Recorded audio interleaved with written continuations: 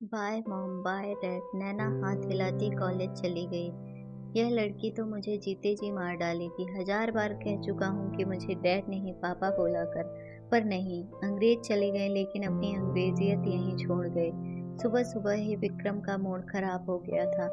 विक्रम, मैं अपने aerobics class में जा रही हूँ।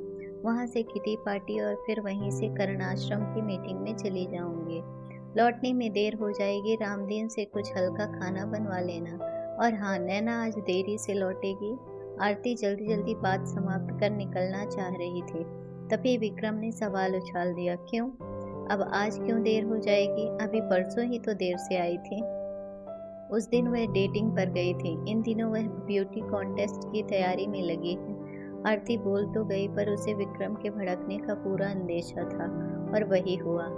आरती, नैना अब बड़ी हो गई है, तुम्हें उसकी गतिविधियों पर अंकुश लगाना चाहिए। 2 दिन बाद ही मेरे दोस्त वर्मा परिवार सहित हमारी बेटी को देखने आ रहा है।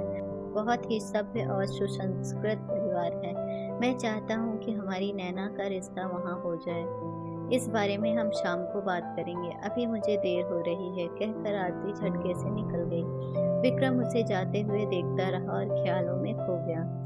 जज विक्रम वर्मा को रिटायर हुए अभी कुछ ही महीने हुए थे, लेकिन इन कुछ महीनों में ही वो बहुत अकेलापन अनुभव करने लगे थे।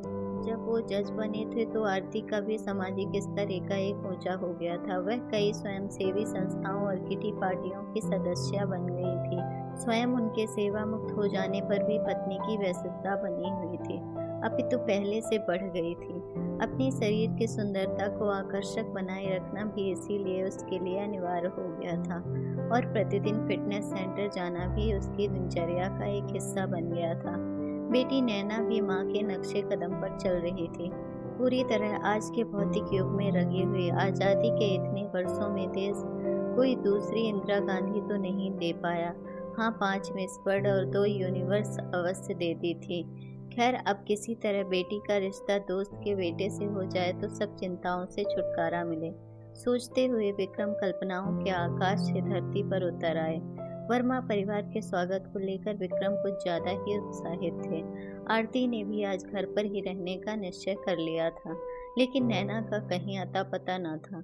खाने के बाद सभी बाहर हल्की धूप का आनंद ले रहे थे, तभी नैना चहकती हुई गेट से अंदर आई। आरती उसे आगाह करती इससे पूर्व ही उसने चुस्त जीन्स और बिना बाजू के टॉप में नैना हाय मॉम डैड करती आधम। मॉम, मैं मिस मॉडर्न बन गई। मैंने इतनी मस्त कैटवॉक की कि सारा हॉल सीटियों और तालियों से गूंज उठा। इतना मजा आया मॉम कि बस पूछो ही मत। अब मेरा अगला टारगेट है मिस इंडिया और फिर मिस यूनिवर्स। अदा से बोलते हुए नैना खिलखिला पड़ी। नैना, थोड़ा फ्रेश हो लो। आरती उसे खींचती हुई अंदर ले गई। बोझिल हो उठे वातावरण में वर्मा परिवार ने बिता ली। अगले ही दिन फोन पर विक्रम को आशानुकूल जवाब मिल गया। विक्रम, तुम्हारी बेटी बहुत सुंदर है, लेकिन मेरे घर की बहू बनकर शायद उसकी महत्वाकांक्षाएं पूरी ना हो, इसलिए मैं क्षमा चाहता हूँ। विक्रम के लिए यह घटना एक वज्रघात के समान थी। वो गुमसुम रहने लगे, लेकिन आरती और नैना पर इसका कोई असर नहीं हुआ। आरती ने तो स्पष्ट शब्दों में कह भी दिया, अच्छा हुआ मेरी बेटी उस दकियानूस परिवार की बहू बनने से बच गई। अरे, उसके लिए तो लड़कों की लाइन लगी है। आरती गलत भी कहाँ थी। नैना के ही कॉलेज में पढ़ने वाला दीपक नैना की सुंदरता से अभिभूत था। करोड़पति खानदान के इकलौते वारिस का रिश्ता आते ही आरती ने झट से हाँ कर दी। विक्रम ने तो घरेलू मामलों में पूर्णतः चुप्पी साध ली थी। नैना ने जरूर अपने कैरियर का हवाला देकर नानुकुर की, लेकिन आरती के समझाने पर शांत हो गई। नैना की विदाई के साथ ही विक्रम और भी अकेले हो गए। उन्होंने स्वयं को पूरी तरह पुस्तकों में डुबो दिया था। आरती पर इसका कोई असर नहीं पड़ रहा था, और वह पहले से कहीं ज्यादा क्लब व सोसाइटी में व्यस्त हो गई थी। शादी के बाद नैना का समय तो पंख लगाकर उड़ चला। दीपक के संग पार्टी, होटल, फिर लंबे हनीमून में 2 माह कब बीत गए उसे पता ही नहीं चला। दीपक ने जब पिता के साथ पुनः शोरूम पर जाना शुरू कर दिया तो नैना के लिए दिन पहाड़ सा हो उठा। उसने पुनः जिम आदि जाना आरंभ कर दिया और मॉडलिंग एजेंसियों के चक्कर काटने लगी। दीपक के माता पिता को भनक लगी तो उन्होंने बेटे के माध्यम से बहू को समझाना चाहा, लेकिन नैना कुछ भी सुनने समझने को तैयार नहीं थी। जब दीपक ने थोड़ी सख्ती बरतनी चाही तो वो गुस्से में घर छोड़कर आ गई। जब विक्रम ने समझा बुझाकर उसे पुनः ससुराल भेजना चाहा तो आरती बीच में आ गई। उसके अनुसार नैना को अपना कैरियर बनाने का पूरा अधिकार था और दीपक व उसके घरवाले उसके पैरों में बेड़ियां डालने का प्रयास कर रहे थे। विक्रम और दीपक ने समझौते का भरसक प्रयास किया पर आरती ने उनकी एक न चलने दी। नैना की जिंदगी पुनः पुराने ढर्रे पर चल पड़ी। उसे माँ के घर लौटे हुए लगभग 1 महीना हो गया था, लेकिन धीरे धीरे नैना महसूस करने लगी कि उसके पुराने संगी साथी अब उससे कटने लगे हैं। मॉडलिंग के भी उसे अच्छे ऑफर नहीं मिल रहे थे। शायद उसका शादीशुदा होना इसका कारण रहा है। जो भी हो, नैना स्वयं अब सबसे कटने लगी और अपना अधिकाधिक समय घर पर बिताने लगी थी। यही नहीं, इन दिनों उसे दीपक की याद भी बेहद सताने लगी थी। उसके साथ बिताए मधुर लम्हों को याद कर वह अकेले में भी मुस्कुरा देती। वह महसूस करने लगी थी कि अपना घर छोड़कर उसने बहुत बड़ी भूल की है। भला पूरी जिंदगी वह दीपक के बिना कैसे गुजार सकती है। अपना भविष्य उसे अंधकारमय नजर आने लगा। रह रहकर उसे माँ पर गुस्सा आता था। जब वह पापा को अकेले दिन रात पुस्तकों में डूबा देखती तो माँ के प्रति उसका गुस्सा दुगना हो जाता। क्या उसके बिना दीपक भी इतना ही अकेला हो गया होगा। रह रहकर उसे यह ख्याल आने लगता, पर लौटने के सारे रास्ते तो उसने खुद ही बंद कर दिए थे। नैना खोई खोई रहने लगी। हर वक्त उसे उदास देखकर एक दिन आरती ने उसे डांट दिया, इस तरह मुंह लटकाए घूमोगी तो बन गया तुम्हारा कैरियर। अगर खुद से कुछ नहीं कर सकती तो कल से मेरे साथ चला करो। नैना भी भरी बैठी थी, फट पड़ी, आपके साथ जाकर मुझे अपनी जिंदगी और तबाह नहीं करनी। मैं अपने हाल में खुश हूँ। पहले आपने पापा की जिंदगी तबाह की, फिर मेरी। आरती इस आक्षेप से तिलमिला उठी और गुस्से में तमतमाती हुए घर से निकल गई। सोसाइटी की मीटिंग में जब उस पर ढंग से काम नहीं करने का आरोप लगाया तो वह आवेश में आ गई और इसी दौरान उसकी तबीयत बिगड़ गई। तुरंत उसे अस्पताल ले जाया गया और घर सूचना भिजवाई गई। डॉक्टर के यह बताने पर कि आरती को दिल का गंभीर दौरा पड़ा है, विक्रम और नैना के तो हाथ पांव फूल गए। नैना को कुछ नहीं सूझ रहा था। घबराहट में उसने दीपक को फोन कर दिया।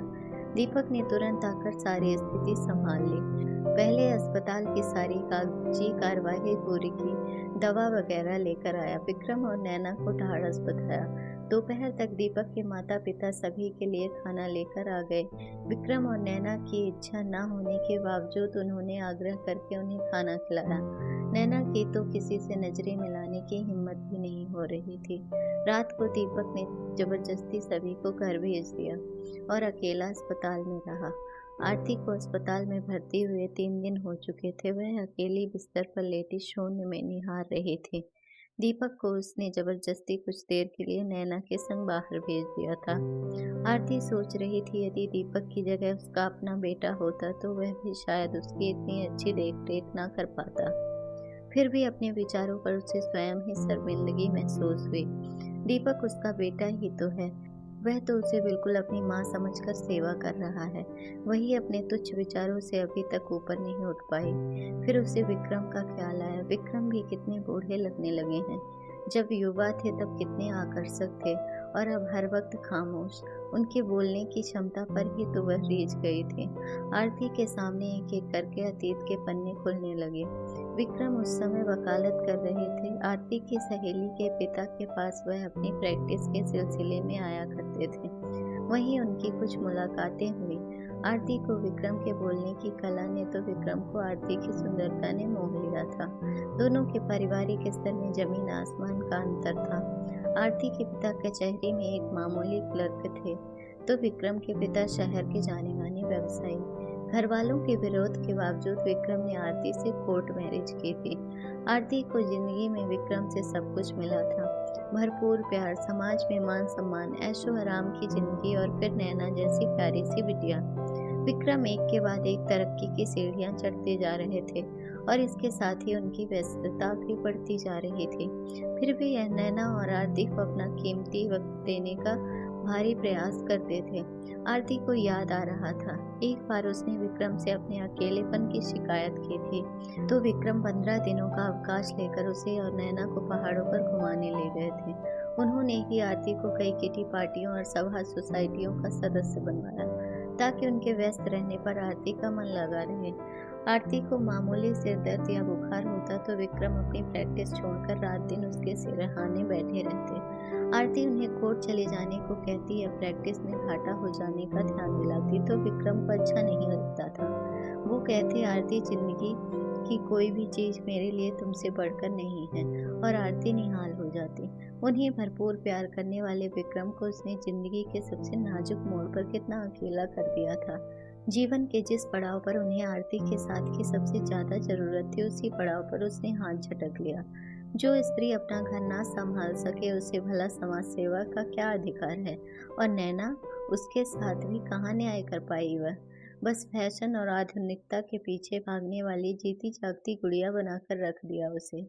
काश उसने उसे कुछ अच्छे संस्कार दिए होते तो आज वह एक सुखी जीवन बिता रही होती। एक और दीपक जैसा संस्कारशील युवक है जिसे देखकर कोई भी उसके माता पिता की प्रशंसा किए बिना नहीं रहेगा कि उन्होंने अपनी संतान को कितने अच्छे संस्कार दिए हैं। वहीं दूसरी ओर नैना है, अभिमानी और मुंहफट। उसे ऐसा बनाने और उसकी जिंदगी बर्बाद करने की जिम्मेदार वह स्वयं है। नैना ठीक ही तो कह रही है, ना तो वह अच्छी बीवी बन पाई और ना अच्छी माँ। भगवान ने उसे यह दूसरा जीवन शायद अपनी गलती सुधारने के लिए ही दिया है। एक दृढ़ निश्चय के साथ आरती पलंग पर उठकर बैठ गई। तभी विक्रम ने कमरे में प्रवेश किया। अरे अरे, यह क्या कर रही हो? अभी तुम बहुत कमजोर हो, लाओ मैं तुम्हें सहारा देकर बैठा देता हूँ।